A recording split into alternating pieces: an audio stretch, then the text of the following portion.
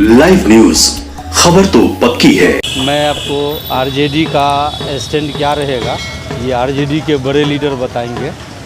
अलबत्ता ये है कि पूरे बिहार से तमाम सेकुलर ज़हनो फ़िक्र के लोग और पूरे बिहार से वक्फ बिल के ख़िलाफ़ में गांधी मैदान में काफ़ी संख्या में लोग आ रहे हैं।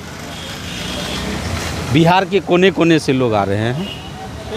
जैसे आप लोग बता रहे हैं ये काले कानून के लिए कितने जो अल्पसंख्यक समुदाय हैं गोलबंद होकर राजधानी की तरफ कूच करने वाले हैं। पूरे बिहार के मैंने कहा सिर्फ अल्पसंख्यक ही नहीं बल्कि हर कौम के सेकुलर जहन के लोग जो भी हैं वक्फ बिल के ख़िलाफ़ जो गांधी मैदान में रैली होने जा रही है उसमें पूरे बिहार से हर सेकुलर जहन हर सेकुलर पार्टी से लोग उसका समर्थन कर रहे हैं और भारी संख्या में बिहार के कोने कोने से लोग गांधी मैदान को भरने आ रहे हैं, एहतजाज करने आ रहे हैं।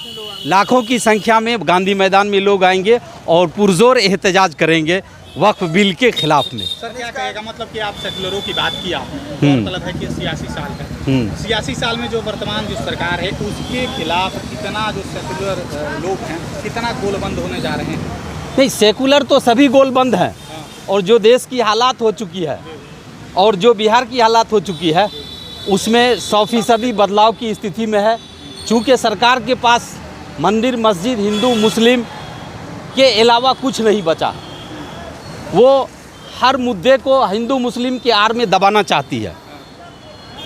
इसलिए देश के लोग और ख़ासकर बिहार के लोग परेशान हो चुके हैं और जो वक्फ का जो काला कानून लाया है, किसान के ख़िलाफ़ जो 3 काले कानून लाया गया था उसमें किसानों ने 700 किसानों की शहादत देकर 1 साल का पूरा धरना प्रदर्शन कर और अपना एहतजाज कर उस काले कानून को वापस किया है। उसी तरह पूरे देश के मुसलमान, पूरे देश के सेकुलर पार्टी, पूरे देश के सेकुलर जहन नॉन मुस्लिम तमाम लोग इसके लिए संघर्ष कर रहे हैं, सड़क से सदन तक और यहाँ तक कि जंतर मंतर पर भी बैठना पड़ेगा तो बैठेंगे।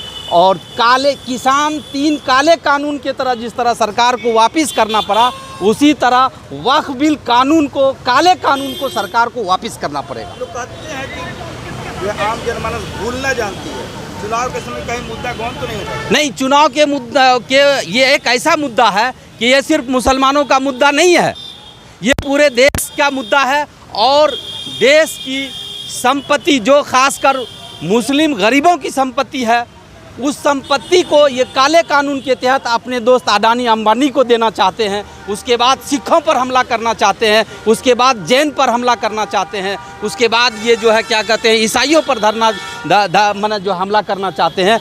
बारी बारी से पहले मुसलमान पर हमला करके उसके बाद तमाम लोगों पर, तमाम अल्पसंख्यक समुदाय के तमाम मजहबों पर हमला करके उनकी संपत्ति को ये जो है हड़पना चाहते हैं, अपने दोस्त अडानी अंबानी को देना चाहते हैं। व्याप्त भ्रष्टाचार समाप्त करने के लिए नहीं, व्याप्त भ्रष्टाचार समाप्त करने का ये तरीका नहीं है कि हमारी कमेटी में आप किसी गैर को शामिल कर दीजिएगा। भ्रष्टाचार ही मिटाने की बात है, अनियमितता की ही बात है, तो उसके और तरीके हो सकते हैं।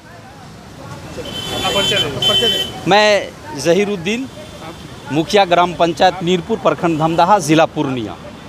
और मैं आपके चैनल के माध्यम से पूरे बिहार के मुसलमानों से आग्रह करूंगा, तमाम सेकुलर साथियों से आग्रह करूंगा कि आप पूरे बिहार से, बिलखुसूस पूर्णिया से ये मैं कोशिश करूंगा कि आप तमाम साथी गांधी मैदान को भरिए ताकि सरकार इस काले कानून को आपके एहतजाज के ज़रिए वापस कर सके। अत्यंत पिछड़ा हो, समाजवादी सवर्ण हो या जो खेतिहर हो, कामगार हो या बेरोजगार हो, लोगों की अब ये ज़रूरत जो है ये हिंदू मुसलमान संप्रदायवाद, जोड़ घटाव, टूट झूठ, अफवाह, इससे बिहार की जनता उब चुकी है।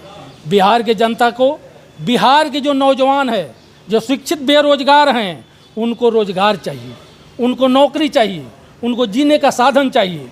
जो कारोबारी व्यवसायी लोग हैं उन्हें सुरक्षा चाहिए। जो बिहार के आम जन हैं उसको सम्मान चाहिए।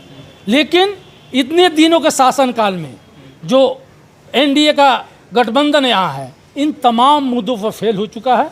आप देख रहे हैं कि प्रांत के सबसे जो वीआईपी इलाके हैं, टॉप सिक्योरिटी प्रायोरिटी के जो इलाके हैं, गवर्नर साहब के बगल में, चीफ मिनिस्टर साहब के बगल में leader of opposition Tejashwi Yadav ji जो विरोधी दल के नेता हैं, उनके सरकारी आवास के समीप गोली चल रहा है, एसपी कार्यालय के समीप लूट हो रहे हैं, थाना के सामने लूट हो रहे हैं।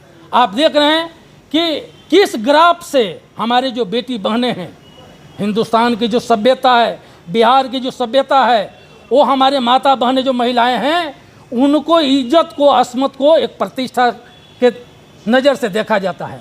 हमारे यहाँ जो व्यवस्था है, हिंदू मुसलमान बनावटी जो बातें लोग करते हैं, हमारे यहाँ जो संस्कृति है, सनातन संस्कृति है, इसमें जो हमारी बहनें हैं, जो बेटियाँ, जो महिलाएं हैं, देवी का दर्जा दिया गया है, ईश्वर का स्वरूप माना गया है। और आप देख रहे हैं कि रोज़मर्रा के दिनों में बेरहमी से सरकारी संरक्षण में, नीतीश कुमार जी के गवर्नमेंट के संरक्षण में, बीजेपी के संरक्षण में जो सत्ता पोषित गुंडे हैं, सामंती हैं, जुल्मी हैं, भ्रष्टाचारी हैं, वो दिन दहाड़े बलात्कार करते हैं। सर क्या कहिएगा, और वर्तमान सूबे के मुखिया नीतीश कुमार अपने विकास कार्यों को प्रशासनिक सुशासन बाबू कहा जाता है, उन पे अपनी पीठ थपथपाते हैं, लेकिन धरातल की स्थितियाँ कुछ विपरीत है, उस पर आपकी क्या प्रक्रिया? देखिए, ये सीधा साधा सवाल है। आप देख रहे हैं जो माननीय मुख्यमंत्री जी हैं, उनकी जो मनोस्थिति है, जो सार्वजनिक मंचों पर गतिविधियाँ हैं, वो आम व्यक्ति भी, साधारण से साधारण व्यक्ति भी देख करके ये अनुभव कर सकता है कि उनकी जो स्थिति है प्रशासनिक, वो कहीं ना कहीं उनका शारीरिक कंट्रोल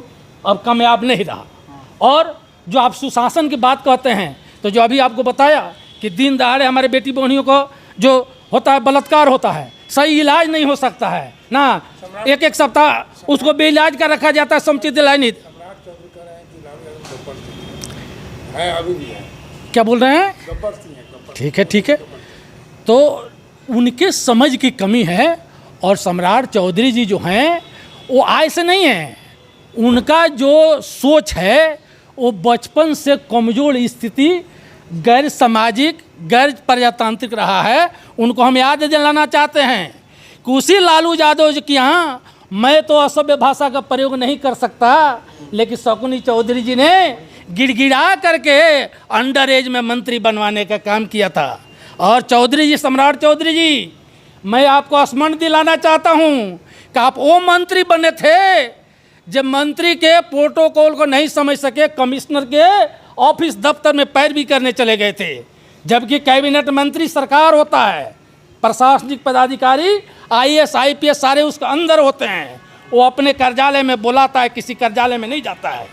हम मेरा नाम है आज़ाद ललन प्रसाद, चंपारण के दत्ती गोविंदगंज विधानसभा से बिलोंग करते हैं और राज्य स्तरीय पार्टी के नेता हैं।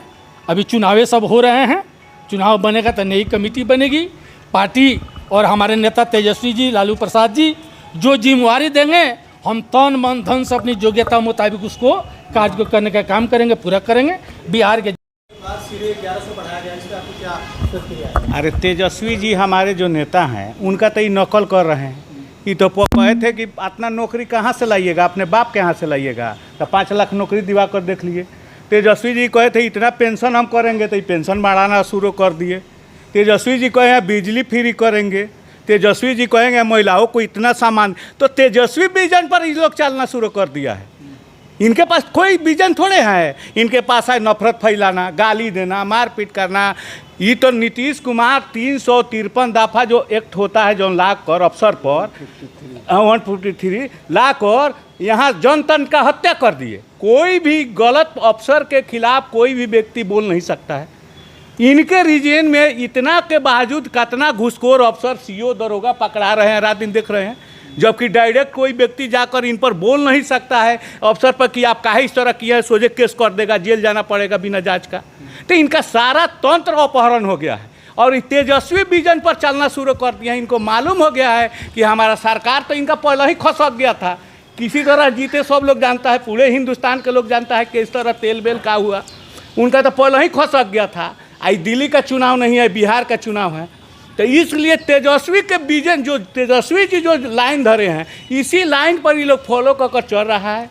लेकिन ये लोग चाहता है कि विषय से विषांतरण होकर, डाइवर्ट होकर, गाली गलौज बात विचार हेन तेन पर उतर कर तेजस्वी जी के विजन को समाप्त कर विजन से विषहीन हो। लाइव न्यूज, खबर तो पक्की है।